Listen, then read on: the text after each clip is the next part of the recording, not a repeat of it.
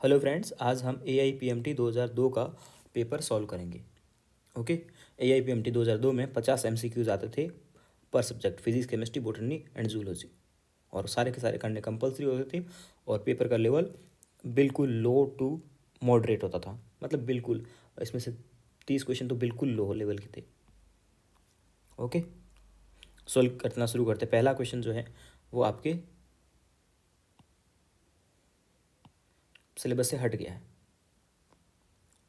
दूसरा क्वेश्चन है, in hydrogen atom energy of first excited state is -3.4। First excited state का मतलब है n = 2 में एनर्जी अपने को बोल रहा है। n = 2 में जो एनर्जी होगी वो बोल रहा है -3.4 है। एक्साइटेड स्टेट जब भी बोले n में एक बढ़ा के बोलते हैं। फर्स्ट बोला है तो n = 2 कर देंगे। Find the kinetic energy in same orbit. तो आपको पता है ये एनर्जी जो दे देता है वो टोटल एनर्जी होती है। तो एक रिलेशन होता है, काइनेटिक एनर्जी इक्वल्स टू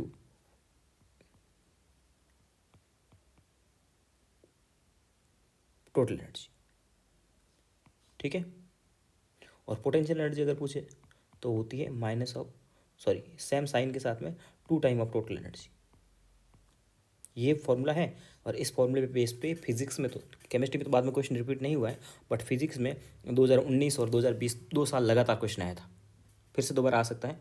बहुत आसान सा रिलेशनशिप है, फॉर्मूला है, एटॉमिक स्ट्रक्चर में आपको दे रखा है और याद भी होना चाहिए आपको। तो काइनेटिक एनर्जी क्या होगी? काइनेटिक एनर्जी वही होगी जो टोटल एनर्जी दे रखी है, बट साइन अपोजिट होगा। तो यहाँ पे -3.4 है, तो यहाँ आंसर जाएगा +3.4। Easy and basic question. अगला क्वेश्चन है, रिएक्शन दे रखी बेरियम ऑक्साइड की दे रखी। ठीक है।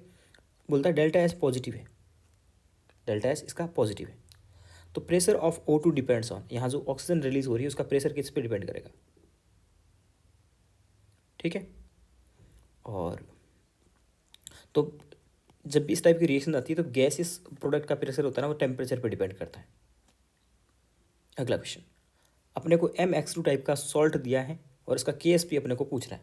तो KSP कितना होता है? KSP होगा इसका 2 का पावर 2, 1 का पावर 1 और S का पावर 2+1। ये मैं कहाँ से लेके आया? ये इसके नीचे क्या क्या दे रखा है? इसके नीचे 1 दे रखा है, पहले 2 दे रखा था तो 2 की पावर 2 किया, फिर यहाँ 1 है तो 1 की पावर 1 किया, S की पावर 2+1। KSP निकालने का ये फॉर्मूला होता है बेसिक सा। तो क्या हो गया? 4S3। अब S अपने को डायरेक्ट दे रखा है कितना? 0.5 इंटू 10⁻⁴। तो 4 इंटू 0.5 इंटू 10⁻⁴ का क्यूब करोगे तो इस 5 का क्यूब हो जाएगा 125। कितना हो जाएगा? 125। और इंटू 4 10⁻12। तो यह आ जाएगा आपके पास में 4.89 इंटू 10⁻12। सही से सॉल्व करता हूँ इसको। रुकिए एक बार मैं करके दिखाता हूँ। आप सोच रहे हो कि कैसे आ गया ये, मैं दिखाता हूँ आपको। 4 इंटू 0.5 इंटू 0.5 इंटू 0.5 3 बार लिखा, इंटू 10⁻13। क्यूब था ना तो 3 बार लिख दिया। 5 इंटू 5 25 होगा, 2 नंबर के बाद पॉइंट। 25 इंटू 5 125 होगा, 3 नंबर के बाद पॉइंट आया, 3 नंबर के पॉइंट बाद। ओके, तो 4 इंटू 0.125 इंटू 10⁻4×12। ओके, उसके बाद इसको मल्टीप्लाई कर देंगे। 4 पंजे 20, 4 दूनी 8 और 2 10, 4 एकम 4, 4 और 1 5, और 3 नंबर के बाद में पॉइंट, 10⁻12। तो इसको अगर सॉल्व करके लिखोगे तो 5 इंटू 10⁻13 हो जाएगा। आसान क्वेश्चन था, बिल्कुल एकदम बेसिक क्वेश्चन है, इससे इजी कुछ हो नहीं सकता। ओके, इसको मैं थोड़ा सा कर लेता हूँ यहाँ से उठा करके, इसको बिल्कुल छोटा सा, ताकि इसका ऐसा लगे कि हाँ ओके। अब अपन यहाँ आते हैं इस क्वेश्चन में। इस क्वेश्चन में क्या कर रहा है, एक बेस है उसको मिला रहे हैं दूसरे बेस के साथ में, तो नेट जो बनेगा उसकी मोलरिटी कितनी होती है? तो जब भी दो सेम प्रोडक्ट को मिलाते हैं तो मोलरिटी होती है M1V1 plus M2V2 upon V1 plus V2। Simple सा फॉर्मूला है। ठीक है, सेम चीज़ों को मिला रहे हैं, बेस को मिला रहे हो या एसिड को मिला रहे हो। मान लीजिए अगर आप उल्टी चीज़ों को मिलाते तो यहाँ पर ऊपर आता प्लस की जगह माइनस। जब नेक्स्ट टाइम में ऐसा क्वेश्चन आएगा तो मैं आपको बताऊंगा। ये सॉल्यूशन चैप्टर का क्वेश्चन है।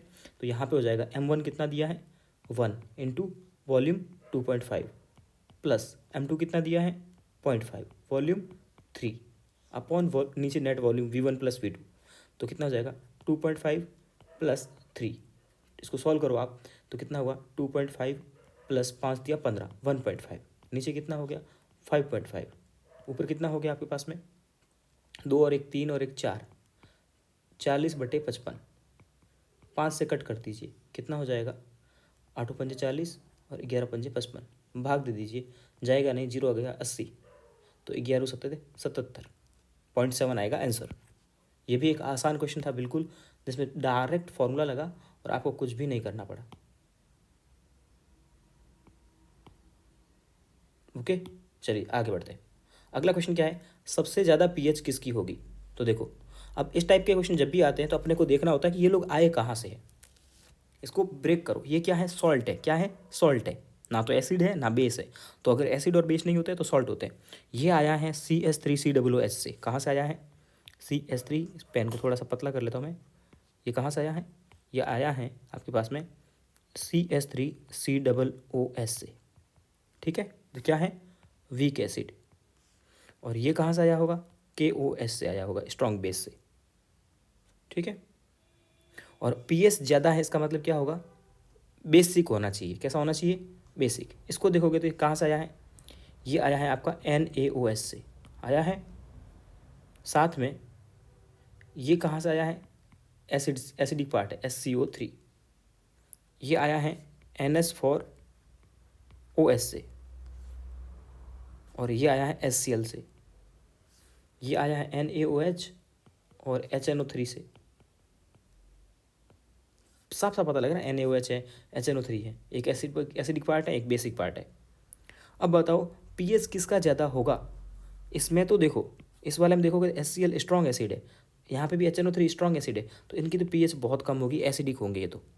ये दोनों होंगे बेसिक अब इनमें अगर बेसिक आप देखते हो तो सबसे ज़्यादा बेसिक NaOH और KOH में से ज़्यादा बेसिक कौन होता है जिसकी इलेक्ट्रॉनिक कम होगी वो होगा। सीधी सी बात है KOH ज़्यादा बेसिक होगा तो आंसर जाएगा फर्स्ट ऑप्शन। तो इस टाइप के सॉल्ट जब भी देखे जाए एलएन के मॉड्यूल में तो अभी भी बहुत सारे भर भर के इस टाइप के क्वेश्चन पड़े हुए हैं। तो जब भी इस टाइप के सॉल्ट आ जाए तो आपको यही देखना है कि वो सॉल्ट आया किससे है उसका फॉर्मेशन कैसे हुआ है। ओके अगला क्वेश्चन है। अगला क्वेश्चन फिर से आपको दे रखा है क्या दिया है अपने को बोल रहा है सॉल्यूशन दिया है NH4OH और NH4Cl का और पीएच की बात कर रहा है। जब भी पीएच पीकेबी की बात करता है तो अपन सीधे सीधे आयनिक इक्विलिब्रियम वाले चैप्टर में चले जाते हैं। वहाँ जाके देखते हैं तो ये है क्या। इनको देखोगे तो ये है एक NH4OH है और एक NH4Cl है। दोनों में NH कॉमन है। इसका मतलब कि ये तो बफर है। ये वीक बेस और उसका सॉल्ट बफर है। मतलब कैसा बफर है ये बेसिक बफर है। बेसिक बफर किसको बोलते हैं पहचान लिया। पहचानना कैसे वीक बेस होगा और उसका सॉल्ट होगा। बोलोगे वीक का कैसे पता लगेगा तो स्ट्रॉन्ग बेस फिक्स होते हैं।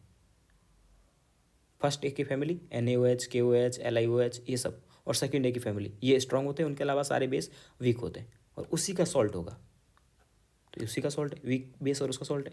तो ये हो जाएगा आपके पास में बेसिक बफर। बेसिक बफर है तो उसके लिए POH का फॉर्मूला तो POH होता है PKB plus log of salt की कंसनट्रेशन अपॉन बेस की कंसनट्रेशन। ओके अब आपको पूछा क्या है PKB अपने को पता करना है x मान लेते हैं। ठीक है प्लस लॉग ऑफ साल्ट की कंसनट्रेशन कितनी साल्ट कौन है NH4Cl कितना होगा 0.1 बेस की कंसनट्रेशन कितनी है 0.1 ये तो कट गया।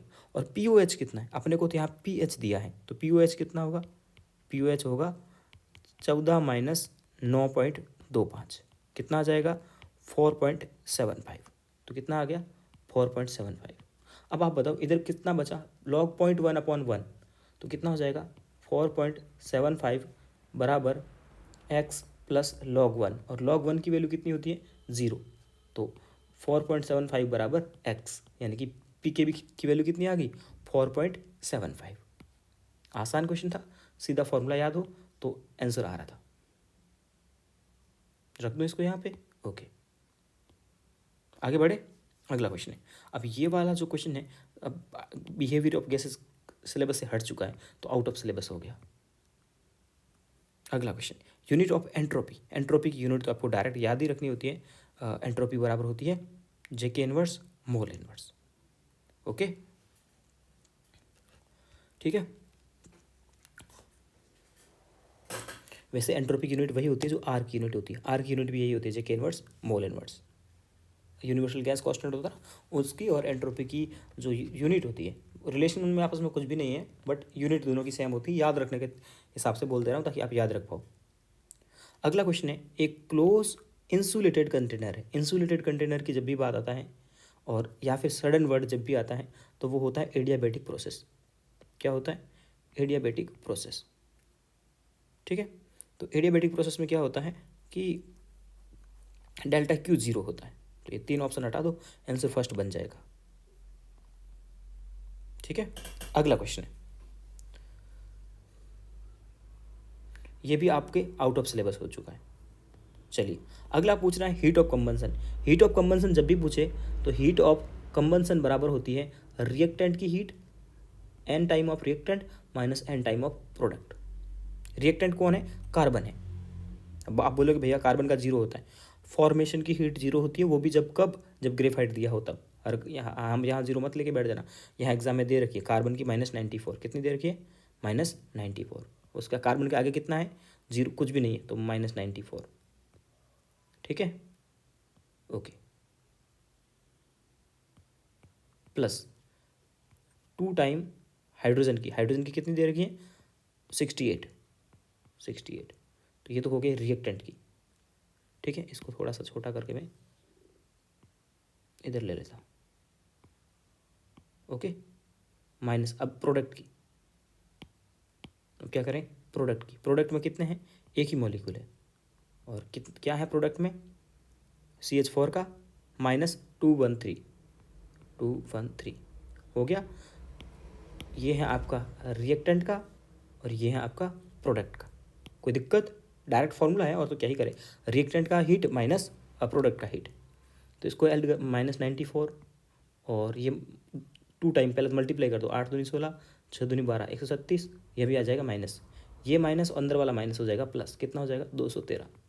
अब इसको माइनस को ऐड कर दो, 6 और 4 10 और 13, 230 नेगेटिव का, प्लस का 213। कितना आ जाएगा आंसर? बराबर आ जाएगा -17। आसान सा क्वेश्चन था और ऐसे क्वेश्चन अपन 3-4 पहले भी कर चुके हैं। बहुत इजी क्वेश्चन आते हैं और नीट एग्जाम में भी जब भी आता है इजी सा ही आता है, ज़्यादा हार्ड नहीं आता है यहाँ से। ये तो बहुत आसान क्वेश्चन है। क्या होगा? -1/3 dA/dt होता है कि नहीं होता है? जो भी कोफिशिएंट होता है उसको नीचे ले लेते हैं और रिएक्टेंट के लिए माइनस और प्रोडक्ट के लिए प्लस 1/2 dB/dt। अब अगर आपको dB/dt चाहिए अकेला तो 2 को इधर भेज दो, तो dB/dt बराबर क्या आ जाएगा? -2/3 dA/dt। यही होगा ना? बहुत आसान सा, बहुत बिल्कुल आसान। ठीक है, ओके, आगे बढ़ते हैं। It would be zero order reaction. Zero order reaction कौन सी होती है? ठीक है, जीरो ऑर्डर रिएक्शन के लिए आर बराबर क्या होता है? Ka⁴। कंसंट्रेशन पे तो डिपेंड करती नहीं, ये बात आप समझते हो। तो rate of reaction same at any concentration a, मतलब कि अगर आप है ना कंसंट्रेशन पे डिपेंड नहीं कर रहा है तो आप कंसंट्रेशन को कितना भी चेंज करो कोई फर्क नहीं पड़ेगा रेट को, तो सेकेंड ऑप्शन जाएगा। Okay, maximum number of molecule. ये क्वेश्चन हर बार, ये क्वेश्चन का जो पैटर्न है ना, इसमें डाटा तो भाई अलग अलग दे सकता है बट डाटा सेम नहीं आते, बट हमेशा इस टाइप का क्वेश्चन आता रहता है। और उसका सबसे बड़ी बात बताओ ना, अगर आपके पास में टाइम नहीं हो ना तो हाइड्रोजन वाला जो ऑप्शन हो ना उस पर टिक मार देना, वो आंसर होगा। जैसे ये यहाँ पर ये होगा। और वैसे मॉलिक्यूल का नंबर कैसे निकालते हैं? मॉलिक्यूल का नंबर निकालते हैं, मॉलिक्यूल बराबर होते हैं नंबर ऑफ मोल, ठीक है, इनटू एवोगैड्रो नंबर। तो यहाँ पे 7 ग्राम दिया है, तो 7 ग्राम से मोल कितने निकालोगे? 7/28 N2 का मॉलिकुलर वेट इंटू Na का वैल्यू रखने की जरूरत नहीं है। 7/28 मतलब 1/4 Na या Na/4। 2 gram hydrogen 2/2 into Na, तो कितना हो जाएगा? 1 Na। इसको देखो, NO2 का मॉलिकुलर वेट कितना होगा? नाइट्रोजन का होगा 14 और इसका होगा 32। कितना हो जाएगा? 4 और 2 6 और 3 और 1 4, 46। कितना होगा? 46। 16/46 Na। ये भी कम ही होगा, एक से तो कम ही होगा। ये होगा 16/32 इंटू Na, यानी कि 1/2 Na। अब देखो सबसे ज़्यादा कौन सा आया? सारे के सारे ऑप्शन एक से छोटे हैं, लेकिन ये एक से बड़ा है। तो मैंने बोला था ना, इस टाइप का क्वेश्चन जब भी आए, और टाइम हो तो लगाओ, लेकिन लास्ट में आपको बोल रहा है कि कुछ भी नहीं बन रहा है, डायरेक्ट गोला भरना है, तो मेरा कहना मानना, रिस्क लेना, सीधा हाइड्रोजन वाला लगा देना, वही आंसर होता है हमेशा। ये वाला क्वेश्चन फिर से गैस वाला में आ गया है और ये हट चुका है। ये बोल रहा है M2 molar mass of solute है, V वॉल्यूम ऑफ सॉल्यूशन है, P ऑस्मोटिक प्रेशर है। ठीक है, तो अगर राउल्ट को लॉ को फॉलो करते हैं, देखो पॉजिटिव एंड आपको पता है डेविएशन होते थे, पॉजिटिव डेविएशन होता है, नेगेटिव डेविएशन होता है, और एक होता है आइडियल सॉल्यूशन। ठीक है, आइडियल सॉल्यूशन की जब बात करते हैं तो सॉल्यूट के बीच का जो सॉल्यूशन बनने से पहले सॉल्यूट और सॉल्वेंट के बीच का जो इंटरेक्शन होता है ना, वो इंटरेक्शन फोर्स, और बाद में जो बनता है वो फोर्स, मतलब ये पहले वाला और बाद वाला सॉल्यूट और सॉल्वेंट का इंटरेक्शन, बाद वाला, दोनों के दोनों बराबर होते हैं।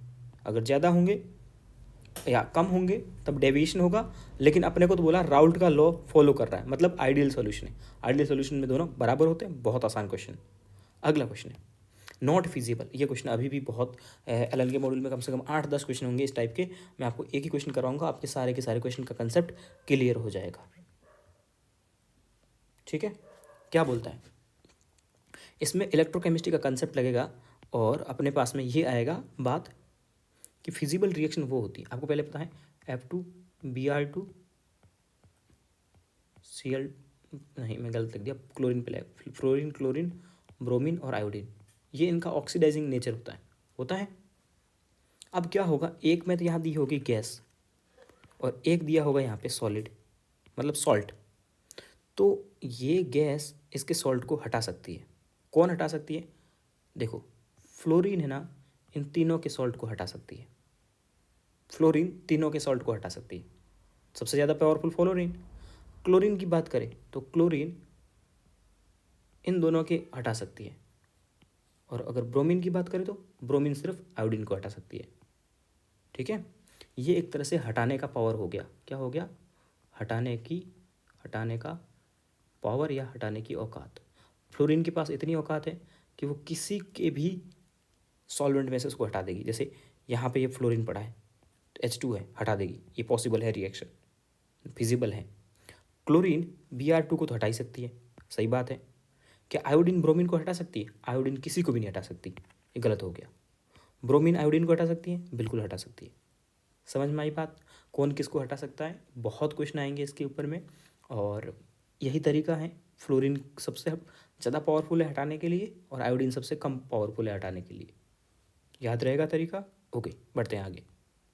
अगला है in electrolysis of NaCl when PT electrode is taken H2 is liberated at cathode, while mercury cathode लोगे तो सोडियम अमलगम बनता है। ये एक स्पेशल टाइप ऑफ इलेक्ट्रोलाइसिस होता है, जिसमें अगर आप नॉर्मली अपन प्लेटिनम का ही इलेक्ट्रोड लेते हैं ताकि वो इनर्ट रहता है। ठीक है, लेकिन अपन जैसे ही ये मरकरी का कैथोड लेते हैं तो सोडियम अमलगम बनता है। ये फिक्स क्वेश्चन है, इसका एग्जाम होता है। ज़्यादा वोल्टेज चाहिए होता है, ज़्यादा वोल्टेज की रिक्वायरमेंट होती है जब आपके पास में मरकरी काम में लेते हैं, और प्लेटिनम में वोल्टेज की कम रिक्वायरमेंट पड़ती है। Which of the following statement is true? अगर आप देखोगे, अब सारे के सारे बात पढ़ेंगे। ये ऑप्शन तो आपको पता ही होगा, bond energy of F2 is less than Cl2। नहीं, अपन को पता है बॉन्ड डिसोसिएशन एनर्जी का ऑर्डर पढ़े थे। चल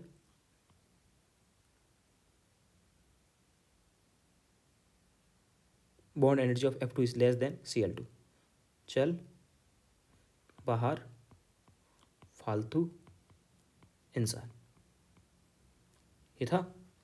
तो F2 is less than Cl2, सही बात ये तो। ओके, जो चीज़ें आती है ना उसके ऊपर अटैक करो तो उससे आंसर फटाफट आता है।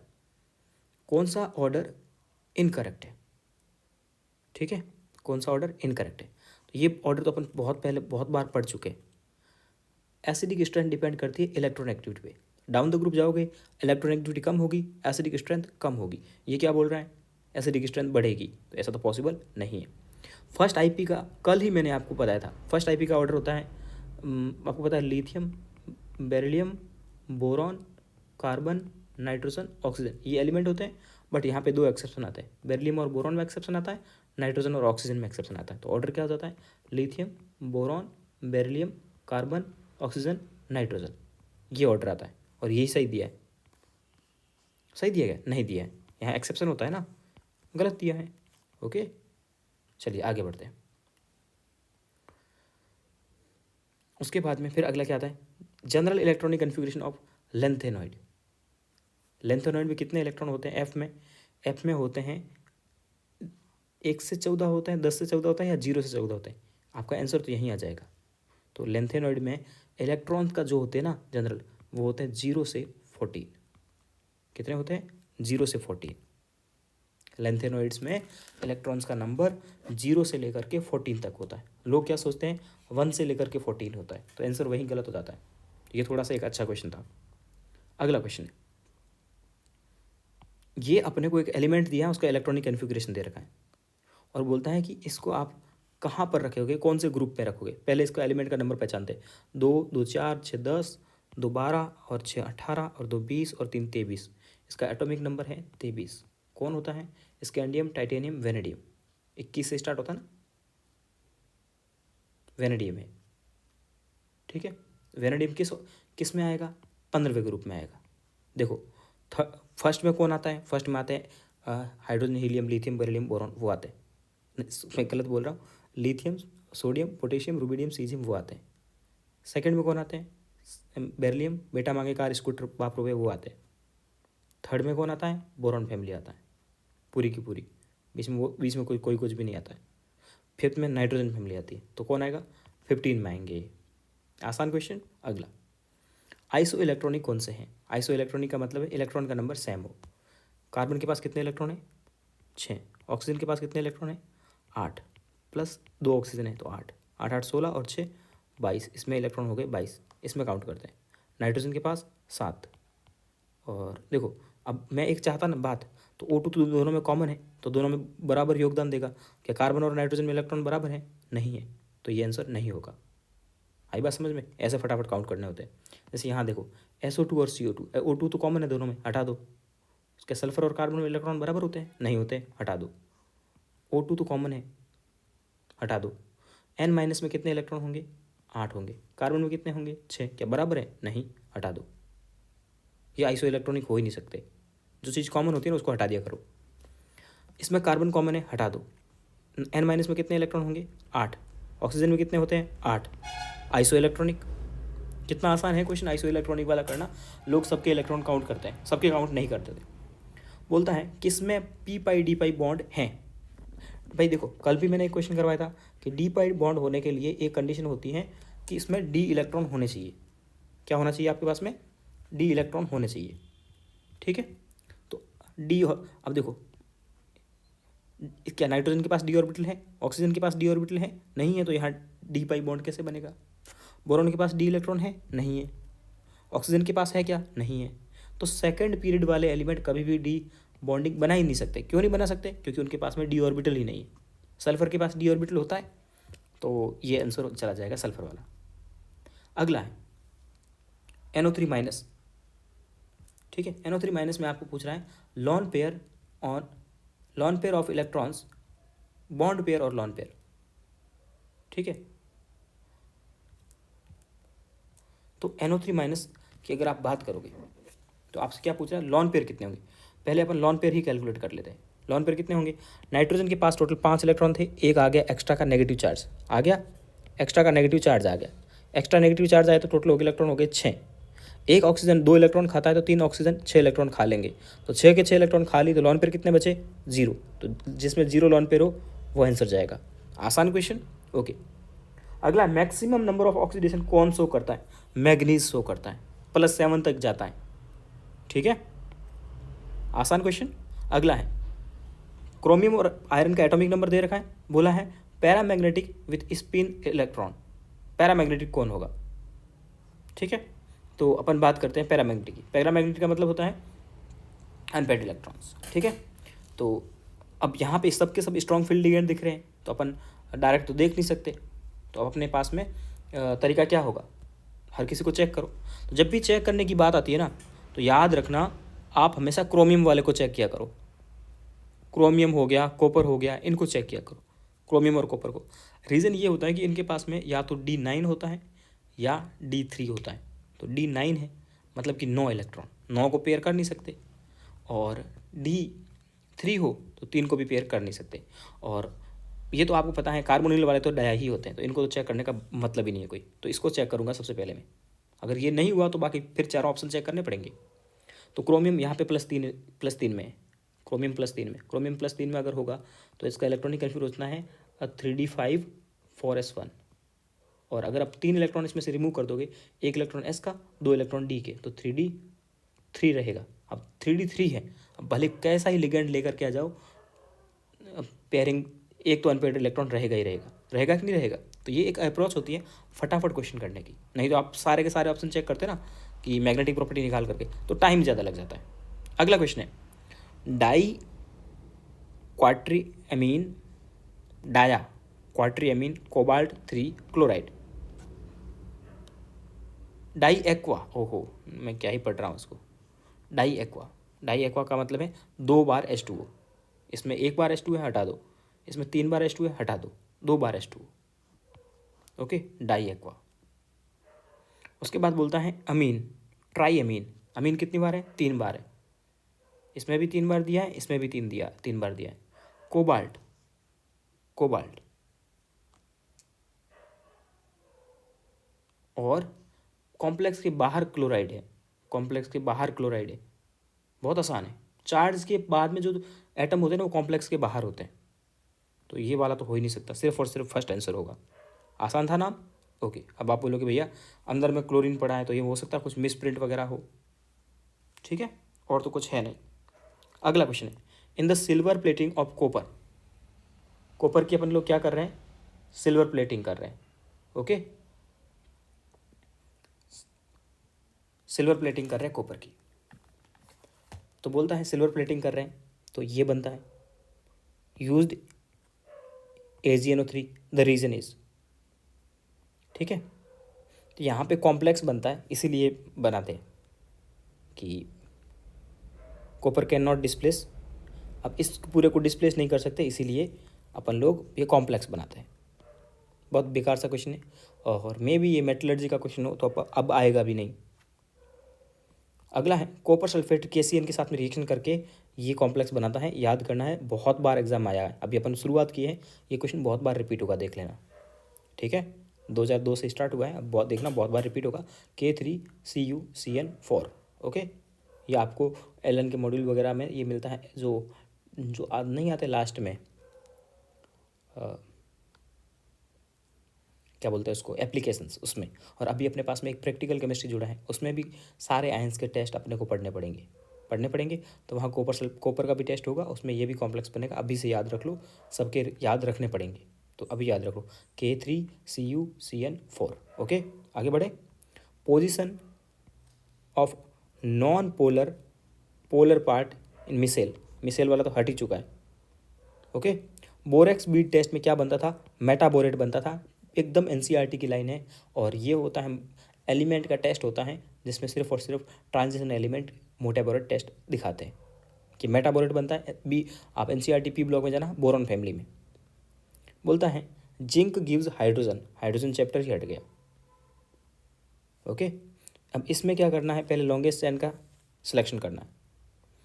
तो मैंने आपको पहले भी ऐसे क्वेश्चन बता दिए कि डबल बॉन्ड और ट्रिपल बॉन्ड दोनों सेम पोजीशन पे होते हैं, तो डबल बॉन्ड को पहले प्रायोरिटी देते हैं। तो 1 नंबरिंग इधर से करेंगे, 1 2 3 4 5 6। तो 1 पे आएगा इन और 5 पे आएगा आइन। ठीक है, बहुत इंपॉर्टेंट है ये, क्योंकि लोग कन्फ्यूज हो जाते हैं एग्जाम में जाकर के, ट्रिपल बॉन्ड को प्रायोरिटी दें या फिर सिंगल बॉन्ड को, सॉरी डबल बॉन्ड को।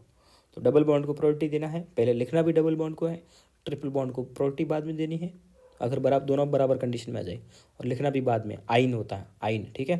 तो इन वाले कभी भी नहीं होंगे, याद रखना आइन वाला होगा। ये एक क्वेश्चन है CH3MgBr, ये रिएक्शन अपन पढ़े थे। ये कीटोन बनाने का एक मेथड में अपन पढ़े थे एनसीईआरटी में। क्या होता है, यहाँ पर न्यूक्लियोफिलिक एडिशन रिएक्शन होगी। न्यूक्लियोफिलिक एडिशन रिएक्शन जब भी होती है तो इसको ऊपर को ब्रेक करना होता है, तो इसमें ब्रेक करेंगे CH3 नेगेटिव और MgBr पॉजिटिव में, जो रिएजेंट दिया होता है उसको ब्रेक कर देते हैं। फिर जब भी NAR रिएक्शन होती है तो इसकी रिएक्टिविटी, आप रिएक्शन का मैंने प्रोसीजर आपको बता रखा है कैसे रिएक्शन करनी होती है। रिएक्शन करते तो क्या होता है, NAR कैसे हुआ, एल्डिहाइड, कीटोन, साइनाइड, ये सब NAR रिएक्शन दिखाते हैं। तो इसमें आपको क्या करना है, ये जो मल्टीपल बॉन्ड है उसका एक मल्टीपल बॉन्ड तोड़ देना है, ठीक है। नेगेटिव वाले पोर्शन को डायरेक्ट कार्बन से अटैच कर देना है, CH3 को डायरेक्ट कार्बन से अटैच कर दिया, और पॉजिटिव वाले पार्ट को यहाँ पे अटैक कर दें, यहाँ लगा देंगे। ये NAR रिएक्शन हो गई। NAR रिएक्शन बहुत आसान होती है, नेगेटिव पार्ट को डायरेक्ट कार्बन से अटैच कर देते हैं और पॉजिटिव वाले पार्ट को दूसरे वाले एटम के साथ में अटैच कर देते हैं। उसके बाद में इसका करवाना है हाइड्रोलाइसिस। ओके, क्या करना है, हाइड्रोलाइसिस। तो जैसे ही आप हाइड्रोलाइसिस करने जाओगे तो CH3 ही रहेगा, कार्बन कार्बन ही रहेगा, पूरी रिंग ऐसे के ऐसे रहेगी, OCH3, और यहाँ लग जाएगा डबल बॉन्ड O। ओके, बहुत आसान सा इंपॉर्टेंट क्वेश्चन एनसीईआरटी का। रिंग के ऊपर अटैक क्यों नहीं किया, रिंग के ऊपर अटैक के सिर्फ और सिर्फ इलेक्ट्रोफिलिक सब्स्टिट्यूशन रिएक्शन ही होती है, उसके अलावा कोई भी अटैक रिंग के ऊपर नहीं होता है। रिंग के ऊपर अटैक फ्लोरिनेशन, हेलोजिनेशन और फ्रीडेल क्राफ्ट, नाइट्रेशन, सल्फोनेशन, बस यही होते हैं, इसके अलावा कोई भी अटैक रिंग के ऊपर नहीं होता है, ठीक है। और उसके रीजेंट आपको लिखा रखे, मैंने अच्छे से ESR पढ़ा रखी है। N propyl alcohol and isopropyl alcohol. N propyl alcohol का मतलब है नॉर्मल सी रिएक्शन है, carbon carbon carbon carbon carbon, propyl मतलब 3 ही कार्बन है, OH। आइसोप्रोपाइल अल्कोहल, आइसो का मतलब है T बनेगा, बताया था आपको मैंने, T बनाना है, T बनाने के बाद में OH, isopropyl alcohol. Can be chemically, इन दोनों को मतलब अलग अलग करना है, ठीक है। तो ये तो अब तो अपने सिलेबस में है नहीं, इसका आंसर जाता है oxidation with potassium dichromate, but अब अपने सिलेबस में नहीं है, तो अपन बोलेंगे आउट ऑफ सिलेबस, अभी अपने सिलेबस में ये नहीं है। ओके, पहले हुआ करता था। अगला है, अब ये देखो, ये आपको रिएजेंट देखते ही आपने पहचान लिया होगा, रोजेनमुंड रिडक्शन है। कौन सी रिएक्शन है, रोजेनमुंड रिडक्शन है। रोजेनमुंड रिडक्शन में एल्डिहाइड बनता है, एनसीईआरटी की रिएक्शन है डायरेक्ट, कोई दिक्कत ही नहीं है। ये दोनों स्ट्रक्चर्स आपस में क्या है, टोटोमेरिज्म है, बिल्कुल नहीं है। टोटोमेरिज्म में तो यहाँ O होता है तो यहाँ OH होता है, तो टोटोमेरिज्म तो नहीं है, ठीक है, टोटोमेरिज्म नहीं है। जियोमेट्रिकल आइसोमेरिज्म में सिस ट्रांस होते हैं, ये सिस ट्रांस तो नहीं दिख रहे हैं आपको। ऑप्टिकल आइसोमेरिज्म में आपके पास में केरल कार्बन होता है, वो भी नहीं है। तो ये क्या है, आपस में रेजोनेटिंग स्ट्रक्चर्स है, पाई बॉन्ड का लोकलाइजेशन। ओके, आसान क्वेश्चन। अगला क्वेश्चन है हेलाइड्स की डिहाइड्रो हेलोजिनेशन की ऑर्डर। तो डिहाइड्रो हेलोजिनेशन का ऑर्डर अपन ने SN1 SN2 रिएक्शन में देखा था कि आयोडीन सबसे बड़ा होता है, इसीलिए वो आसानी से हट जाता है, जो बड़ा होगा वो आसानी से हट जाएगा। तो ये ऑर्डर होता है इनका, फिक्स ऑर्डर है। GOC1 में और GOC2 दोनों में अपन ने डिस्कस किया था, ठीक है। इसका नाम लिखना है, ओहो इसको तो हटाओ, मोनोमर, पॉलीमर, बहुत दिन हो गए इनके, सिलेबस से हट गए अभी। ये आपको पता है एनसीईआरटी में दे रखी है 749 नंबर क्वेश्चन, कार्बोक्सिलिक एसिड बनाने का मेथड है। कैसे पता लगा, मैंने आपको बताया था ये भी NAR रिएक्शन है। NAR रिएक्शन कौन कौन दिखाता है, साइनाइड दिखाता है, एल्डिहाइड दिखाता है, कीटोन दिखाता है, ठीक है, और CO2 दिखाता है, SO2 दिखाता है। मैंने GOC में सिखाया था आपको, ओके, बात सही बात है। तो ये करेगा, ये किस में कटेगा, रिंग पूरी नेगेटिव, MgBr पॉजिटिव, और उसके बाद क्या होगा, कार्बन डाइऑक्साइड में अब आपको NAR का अटैक करवाओगे तो क्या होगा, नेगेटिव वाला पोर्शन डायरेक्ट कार्बन से जाकर के अटैच होगा CO2 के ऊपर अटैच हो गया, सीधा का सीधा। पेन चेंज कर देता हूँ और मज़ा आएगा, समझ में आएगा आपको। तो क्या होगा, नेगेटिव वाला पोर्शन कार्बन के ऊपर जा करके अटैच करेगा, पॉजिटिव वाला पार्ट ये एक डबल बॉन्ड हटेगा और MgBr ये ऐसा लगेगा। उसके बाद में इसका होगा हाइड्रोलाइसिस। क्या होगा, हाइड्रोलाइसिस। ये बहुत आसान रिएक्शन है NAR, न्यूक्लियोफिलिक एडिशन रिएक्शन, पहले पहचान होता है कहाँ कहाँ होती है, और उसके बाद में रिएक्शन का मैकेनिज्म तो आपको पता ही है। नेगेटिव पॉजिटिव में तोड़ो, नेगेटिव वाले को डायरेक्ट कार्बन से अटैच करो, पॉजिटिव वाले को साइड वाले एटम के ऊपर में अटैच कर दो। फिर इसका जैसे ही हाइड्रोलाइसिस कराओगे तो आपके पास में ये बन जाएगा OH और ये बन जाएगा बेंजीन। तो ये क्या बन गया आपके पास में, इसको अगर सही से लिखोगे तो ये बन जाएगा बेंजोइक एसिड। बहुत आसान क्वेश्चन है। अरे यार मैं कहाँ ऑप्शन लगा रहा हूँ, सेकंड ऑप्शन होगा। ओके, सेलुलोज किसका पॉलीमर होता है? ये क्वेश्चन 2001 में भी आया था और 2002 में भी आया। ग्लूकोज का होता है। अगला क्वेश्चन है, बहुत आसान सी रिएक्शन है, इसमें जेड पहचानना है।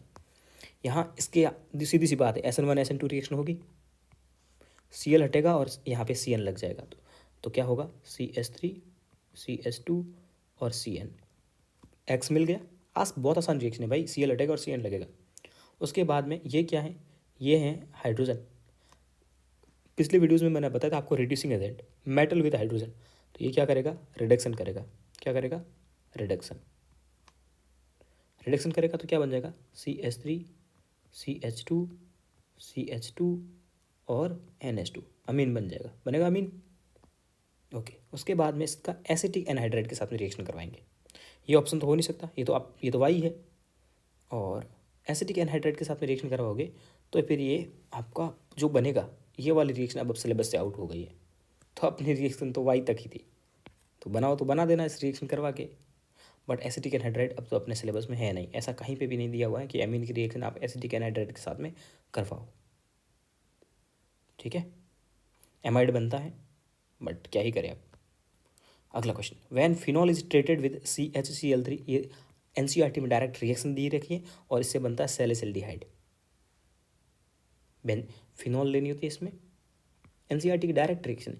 नाम रिएक्शन तो आपको डायरेक्ट याद होनी चाहिए, इसमें कोई कुछ नहीं कर सकता। बहुत टाइम पड़ा है नेक्स्ट एग्जाम को, पूरा टाइम पूरा एफर्ट दीजिए और अच्छे से चीज़ों को याद कीजिए, पढ़ाई कीजिए मस्त एकदम। 4 महीने एकदम दुनिया से गायब हो जाइए। इस साल 2024 का यही टारगेट होना चाहिए कि आप एकदम बिल्कुल गायब हो। ये वाली रिएक्शन थी, ठीक है, बिल्कुल एकदम गायब हो जाओ, सब कुछ सारे इंस्टाग्राम सब छोड़ दो बढ़िया से, और सिर्फ पढ़ाई पे फोकस करो। ये क्वेश्चन वापस रिपीट हुआ है, और जब अपन ने 1999 का पेपर सॉल्व किया था तब ये क्वेश्चन मैं करवा चुका हूँ आपको, और इसका आंसर यही आया था। सेम क्वेश्चन है, सेम आंसर है, बार बार करने का कोई मतलब नहीं है। इसमें मोल का रेशियो निकालना होगा, mole of carbon, mole of hydrogen और मोल ऑफ नाइट्रोजन, यही करेंगे। ओके, कार्बन के मोल क्या होंगे, कार्बन के मोल होंगे, इसका वेट 40 अपॉन मोलिकुलर वेट 12। इसका क्या होगा, हाइड्रोजन का 13.3/1। इसका कितना होगा, 46.7 अपॉन 14। इसका रेशियो निकालोगे 1:4:1 आएगा। तो नाइट्रोजन के नीचे, सॉरी, कार्बन के नीचे 1, हाइड्रोजन के नीचे 4, नाइट्रोजन के नीचे 1। आसान क्वेश्चन, पहले भी आ चुका है। Enzyme are made up of, enzyme किसके बने होते हैं? अब एंजाइम प्रोटीन के बने होते हैं। ये आपके जो बायोमोलिकुलर चैप्टर है उसमें आएगा। अगला है जियोमेट्रिकल आइसोमर होते हैं ना, वो कैसे अलग अलग होते हैं? तो उसमें अरेंजमेंट अलग अलग होता है भाई, सीधी सी बात है। अगर सेम साइड होते हैं कभी कभी तो उसको सिस बोल देते हैं, अपोजिट होते हैं तो उसको ट्रांसफर बोल देते हैं। ठीक है, तो ग्रुप अलग अलग लगे होते हैं, उनका पोजीशन अलग अलग होता है। ठीक है, उसके बाद अगला क्वेश्चन है, ये आपके पास में दिया हुआ है, इसकी रिएक्शन करानी NaNH2 के साथ में, तो प्रोडक्ट क्या फॉर्म होगा? तो ये आपको पता है, अपन ने एलिमिनेशन रिएक्शन पढ़ा था, याद है? ठीक है, तो ये क्या करता था, HCl हटाता था, याद करो एलिमिनेशन जब पढ़ा था तो क्या है अब। और हाइड्रोकार्बन वाले चैप्टर में दे रखा है CH3 CH2 CH और 2 Cl है यहाँ पे, एक Cl ये, एक Cl ये। तो ये क्या करेगा, पहले यहाँ से Cl और यहाँ से हाइड्रोजन हटा देगा। तो क्या आएगा, यहाँ आएगा CH3 CH2 double bond CH और एक इसके ऊपर में Cl लगा हुआ है। फिर दोबारा अटैक करेगा, ये दोबारा अटैक कर सकता है NaNH2 तो फिर से एक यहाँ से हाइड्रोजन और एक यहाँ से Cl हटाएगा। क्या बन जाएगा यहाँ पे, CH3 C triple bond CH, ये बन जाएगा। ओके, NaNH2 का क्या काम करता है बस वो याद होना चाहिए था। लास्ट क्वेश्चन, कौन सा स्टेटमेंट करेक्ट नहीं है? All protein formed in L form, नहीं, D और L दो नाम होते हैं। ओके, NCERT का स्टेटमेंट है। तो ये हुआ आपके पास में 2002 का पेपर। कल अपन करेंगे कुछ क्वेश्चंस जो पेपर में नहीं होंगे, मतलब प्रैक्टिस के लिए क्वेश्चन करेंगे। उसके बाद में 2003 का पेपर करेंगे। एग्ज़ाम तक आपके पास में 5000 MCQs होंगे और सारे पिछले पूरे 1999 से 98 से लेकर के 1998 से लेकर के 2023 तक के सारे क्वेश्चन आपके पास में सॉल्व होंगे। और जितने भी कोचिंग हैं जिनके अच्छे से पेपर आ रहे हैं, सारे पेपर के क्वेश्चन सॉल्व होंगे आपके पास में। और साथ में आपके पास में जेई मेंस के जो इंपॉर्टेंट क्वेश्चन जो आ सकते हैं नीट में, वो सारे सॉल्व होंगे आपके पास में। उसमें 5000 क्वेश्चन में ये सब शामिल है। और दूसरी बात मैं आपको बता दूं, सिर्फ और सिर्फ वीडियो लेक्चर्स देखने पर अब कुछ नहीं होने वाला है। आप मेरा वीडियो देख रहे हो तो अभी से आप बता दें, इसमें सिर्फ मेरा फ़ायदा होगा कि मेरे व्यूज़ बढ़ेंगे, मेरे चैनल की रीच बढ़ेंगी। आप जितना ऑनलाइन देख रहे हो, अब देखो पहले तो क्या होता था, अगर आप नीट की शुरुआत की थी ना, उस टाइम की बात अलग थी। लेकिन अभी आज मान लीजिए 1 जनवरी है, तो 1 जनवरी 2024 है, ठीक है। तो 1 जनवरी 2024 है, मतलब अब सिर्फ 4 महीने आपके पास में बचे। 4 महीने बचे, तो 4 महीने का जो टाइम है उसको आप एक स्टडी कितना आवर्स करनी है, कम से कम 8 से मिनिमम 8 से कम किसी दिन नहीं करनी है। और मैक्सिमम करनी है आपको 15 आवर्स की, ठीक है। 8 से कम तो बिल्कुल जाने ही नहीं देनी। 8 घंटे की स्टडी करोगे, जितनी भी स्टडी करो आप, ठीक है। आपकी स्टडी प्रोडक्टिव होनी चाहिए। ऐसा नहीं है आपकी टाइम पूरा 15 घंटा करने के लिए आप ऐसे ही मतलब पढ़े हो नींद में, वो भी नहीं होना चाहिए। एकदम इफेक्टिव पढ़ाई होनी चाहिए। उसमें 2 पार्ट में बांट दो। उसमें से आपको 1 आवर्स क्या करना है, फॉर्मूले पढ़ने हैं रोज़ फिजिक्स के, क्योंकि जब आपको फॉर्मूले याद होंगे ना फिजिक्स के और फिजिकल के, बाकी जितना भी टाइम बचेगा उसको आधा आधा टाइम कर दो। वह आधा टाइम इधर, आधा टाइम इधर। मान लीजिए अभी आपका पूरा सिलेबस कंप्लीट नहीं हुआ है, तो सिलेबस कवर करने में यहाँ लगाइए, ठीक है। और यहाँ पे पुराना रिवीजन। अब 90% लोग क्या सोचते हैं पता है, कि पहले सिलेबस कवर कर लेते फास्ट फास्ट। देखो मोस्टली मैं बात कर रहा हूँ, किसी का सिलेबस 90% कवर हो चुका होगा, किसी का 80% कवर हो चुका, किसी का 70% कवर हो चुका होगा, ठीक है। और 60% से कम तो शायद ही किसी का हुआ होगा। तो आपको क्या करना है, बाकी के सिलेबस के साथ साथ में पुराना वाला रिवीजन करना ज़्यादा इम्पोर्टेंट है। इस रिवीजन में आप MCQ प्रैक्टिस करेंगे खूब सारे। बायो की NCERT भर भर के पढ़ेंगे, रोज़ रोज़ बार बार पढ़ेंगे चैप्टर्स को, ताकि आपकी लाइन्स जो है ना वो टिप्स पे आ जाए, ठीक है। NCERT बायो की, ऑर्गेनिक की, इनऑर्गेनिक की। नया पढ़ने में कम टाइम देना है, आधा टाइम देना है। और अगर आपका सिलेबस कवर हो गया है तो फिर तो आपको नया बहुत कम पढ़ना है। और फिर तो आपको वैसे भी आप आधा टाइम दोगे तो फिर आपका सिलेबस भी बड़ा फटाफट से ख़त्म हो जाएगा, ठीक है। तो रिवीजन बहुत ज़्यादा ज़रूरी है, रिवीजन करना होगा आपको। और MCQs खाली थ्योरी बार बार नोट्स पढ़ने से कुछ नहीं होने वाला है। नोट्स भी पढ़ने हैं, साथ में MCQ प्रैक्टिस करने हैं। MCQ लगाने बैठ जाओ, फॉर्मूले पढ़ो, MCQ कराने बैठ जाओ। जो क्वेश्चन गलत हो उसका फिर तुरंत उसका पूरा का पूरा नोट्स देखो कहाँ गलत हुआ था। ये तरीका सही रहेगा मेरे हिसाब से तो, ओके।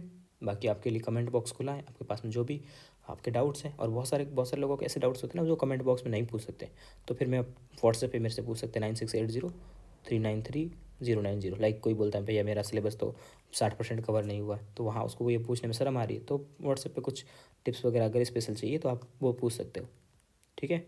इंस्टाग्राम तो मैं अब बिल्कुल भी नहीं दे रहा, क्योंकि मैं आपको इंस्टाग्राम बोल रहा हूँ कि इंस्टाग्राम अब बंद कर दो, ठीक है। टेलीग्राम पे @DRXRAAHUL इस पे आप मेरे को मैसेज करके पूछ सकते हो, अगर व्हाट्सएप यूज़ नहीं करते हो तो। अब आपके पास में 2 ही चीज़ें हैं, और या फिर यहाँ पे कमेंट बॉक्स में पूछ सकते हो, ओके।